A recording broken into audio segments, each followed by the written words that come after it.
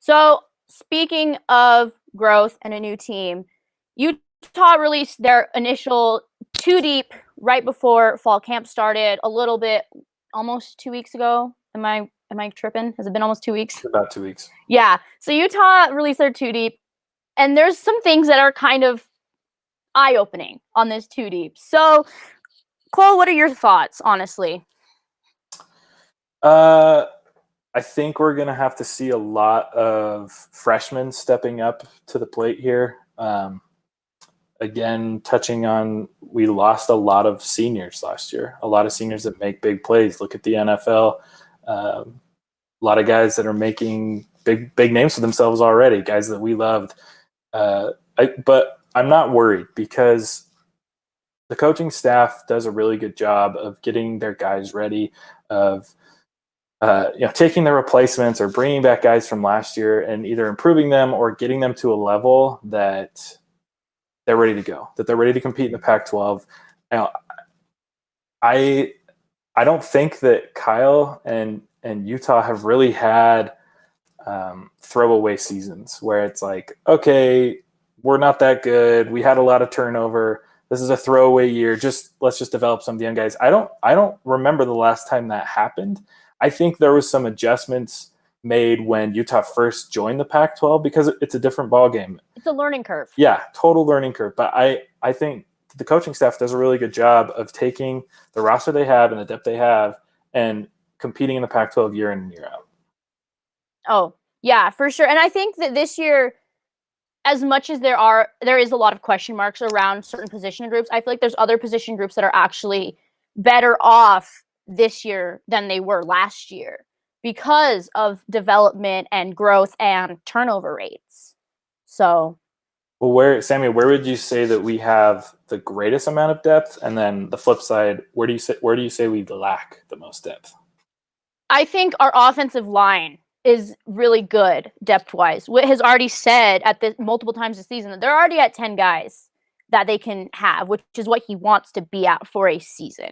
They have 10 guys who are ready to go to play offensive line for Utah. That's the polar opposite of last year, in my opinion. Last year, there was a lot of shifting around, and there was turnover, and they didn't know who was going to be playing where. But I think they have a good chunk of guys on that offensive line that are ready to play. Nick Ford, Brayton Daniels, Keaton Bills, Orlando Umana, Johnny Maea, Simi Mawala, Bam, or Bamadele Olaseni, but we all call him Bam. It's because I can't pronounce his name. Well, Cole, you need to learn. But there's so many guys on this offensive line that are already making waves. Jaron Kump, the freshman, the return missionary, he's already slipped his name into the talks for these positions. And I wouldn't be surprised if when we get the next depth chart, he is on there. Kump, I think, is going to be on that depth chart. I think also another position is our defensive line. I'm never worried about Utah's defensive line, ever. And the fact that, again, true freshmen in Xavier Carlton and Van Fillinger are stepping up, and Kyle Whittingham said that there's a good chance that they're going to be on the field come sometime this season, shows that this defensive line, people were worried. They're like, oh my God, we lost Lecky Fotu. Oh, we lost Bradley and I. Oh, we lost John Pennicini. Utah has always had a stacked D-line, and I don't see it stopping this year. But I have two areas of concern for depth. I have linebacker, and I have corner/safety. So technically three positions, but I'm counting the secondary as a whole. Linebacker, because you have Devin Lloyd, who's we know he's going to be on the field come November 7th. There's no way he's not. But then you also have Nephi Sewell, who's making the transition from safety to linebacker.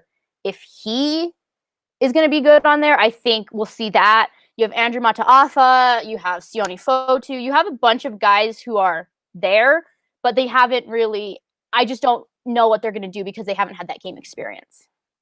Yeah, and there is a lot of youthfulness coming. This is probably going to be on the field, especially I think on the defensive end.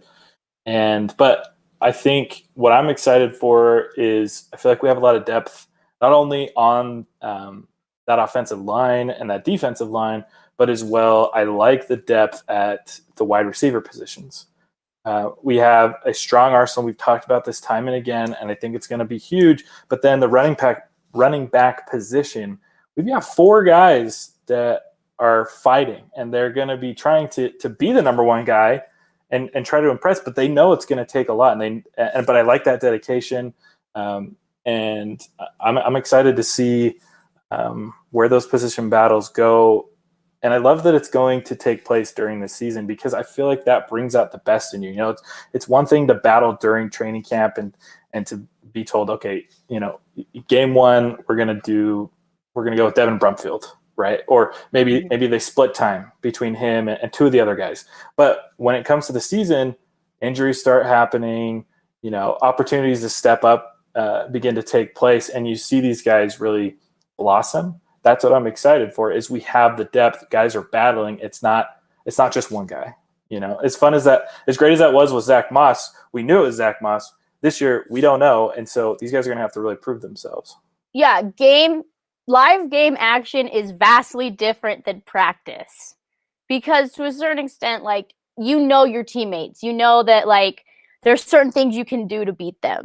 But when you're lining up against someone that you don't practice against week in and week out, it's a completely different ball game, hands down. And that's where also concern is with, like, the corners and safeties, because they're getting used to playing against, like, a Brian Thompson, which lining up against Brian Thompson or lining up against Britton Covey is going to be very helpful, because they're both, like, power players. Like, they are big time players. But with that being said, Amon-Ra St. Brown is not Brian Thompson. And that's where my concern is because these guys are going to get used against, like, I just want to see how the secondary plays. Like, that's one of my biggest things, is I wish we could get into practice and see this, because I want to know how the corners look and how the secondary looks. Yeah. And it's unfortunate. It's the times we're dealing with, but I'm not worried. I think people kind of going back to some of the transfers that we were talking about, people need to chill. People need to relax a little bit. You know, we did lose a really good wide receiver, but we have the depth to back it up. If he's transferring, it's because these other 3-4 guys are stepping up, and they're a lot better, probably, at least in camp. They're showing out a lot better than he is. And so people need to relax. We trust in Kyle. We know he's going to bring a tough Utah football team. I think we've created an identity in the Pac-12. You do not sleep on Utah. It doesn't matter what type of year it is. It doesn't matter if it's last year or the year before, where, okay, they're probably going to, you know, we were the favorites to take the Pac-12 South, or, you know, a couple years ago where it was like, all right, what's this team going to do? You know, back maybe 2017, those kind of years where it's like, okay, who is this Utah team? We're good. We're going to be good. We have the depth, and we're going to figure it out. So that's my take on it, and I'm not worried, Sammy. Even in Utah's down years, they're not really down. Like, don't sleep on Utah. Utah's a really good team. But just a reminder, we do have a chat. We see all your questions, comments, and concerns. So if you have them, drop them for us.